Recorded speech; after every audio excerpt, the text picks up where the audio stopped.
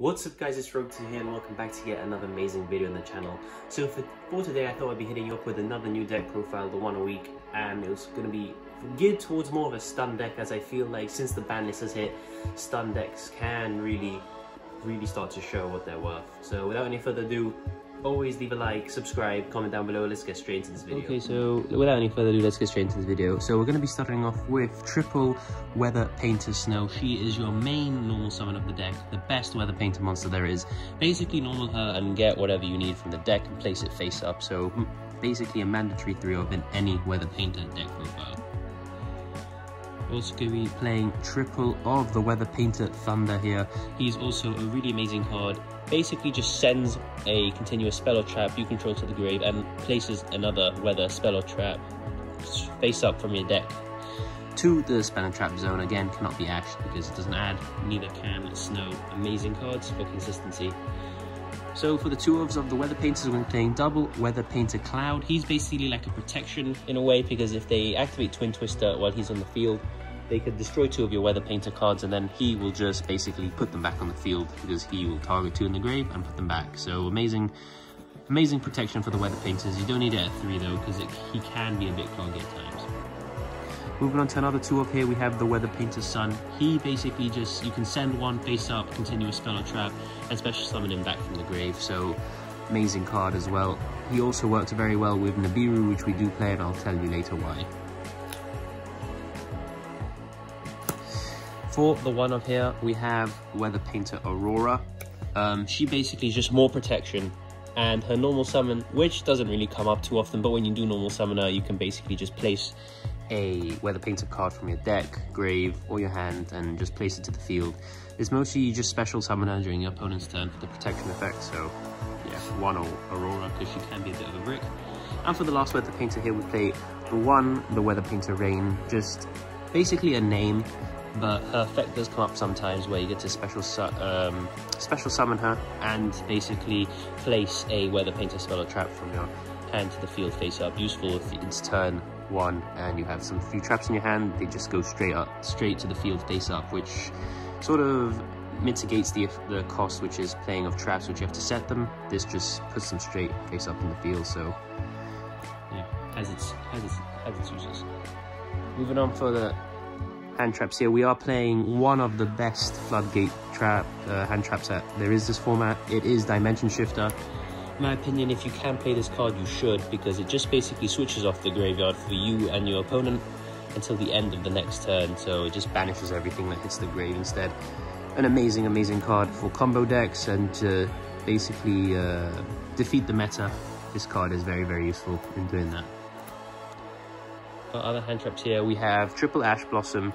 I basically wanted to pick hand traps that work well with Dimension Shifter. So Ash Blossom just needs to discard, it doesn't need to go to the grave, and we all know what Ash does. Just very good hand trap, very reliable. And for the last 2 hand traps here, we do have double Nibiru.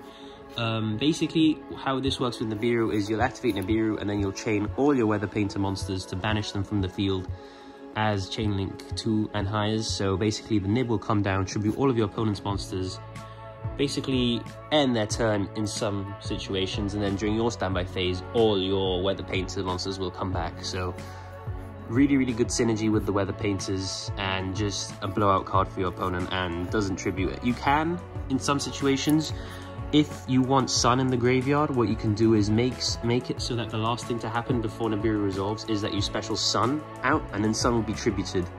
So then next turn, during your turn, when everything comes back, you can also get Sun out from the grave by sending a face-up continuous spell or trap. So yeah, just some synergies that Nibiru has with the deck. Moving on to the spells here, we have triple Pot of Extravagance.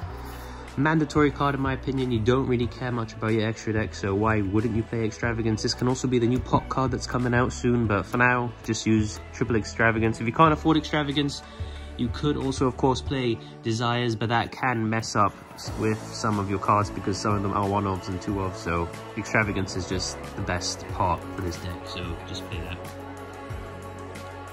For the Weather Painter spell or traps, we have triple the Snowy Canvas, basically just your rota for the deck.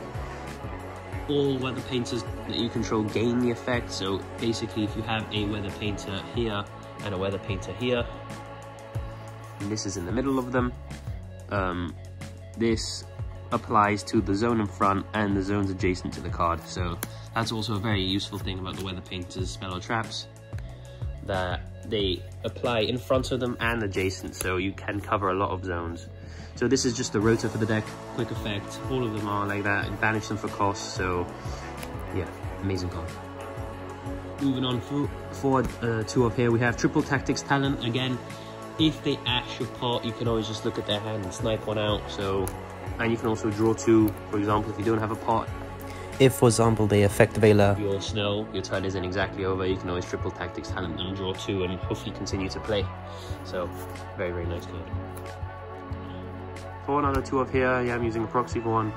It is Double Valhalla. This is basically your extender or your starter, however you want to use it. Basically just special summon a fairy from your hand, and all the weather painters are fairies, so yeah, that's why this card works well. Also works really well with Thunder, because after you use this card, you can then send it to the grave to place a weather painter spell or trap from your deck. So double use for the Valhalla, and that's really good card advantage.